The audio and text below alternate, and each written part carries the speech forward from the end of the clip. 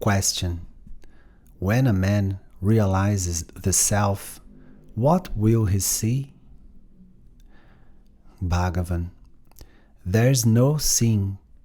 Seeing is only being.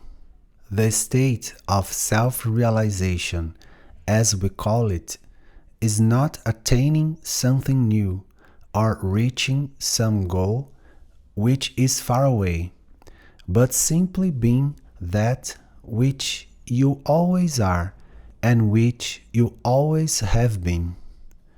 All that is needed is that you give up your realization of the not true as true. All of us are regarding as real that which is not real. We have only to give up this practice on our part. Then we shall realize the self as the self. In other words, be the self. At one stage, you will laugh at yourself for trying to discover the self which is so self-evident. So, what can we say to this question? That stage transcends the seer and the seen. There's no seer there to see anything.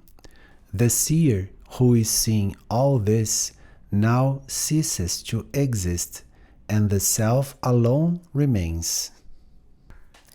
Question: how to know this? By direct experience. Bhagavan: if we talk of knowing the self, there must be two selves, one a knowing self, another the self which is known, in the process of knowing. The state we call realization is simply being oneself, not knowing anything or becoming anything. If one has realized, one is that which alone is, and which alone has always been. One cannot describe that state. One can only be that. Of course, we loosely talk of self-realization, for want of a better term. How to realize or make real that which alone is real? Question: you sometimes say the self is silence. Why is this?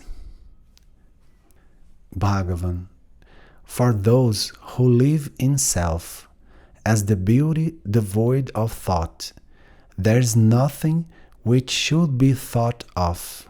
That which should be adhered to is only the experience of silence, because in that supreme state nothing exists to be attained other than oneself. Question: what is Mauna? Silence?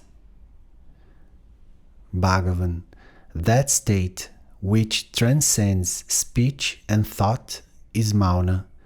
That which is Mauna. How can Mauna be explained in words? Sages say that the state in which the thought I, the ego, does not rise even in the least, alone is self, svarūpa, which is silence, Mauna.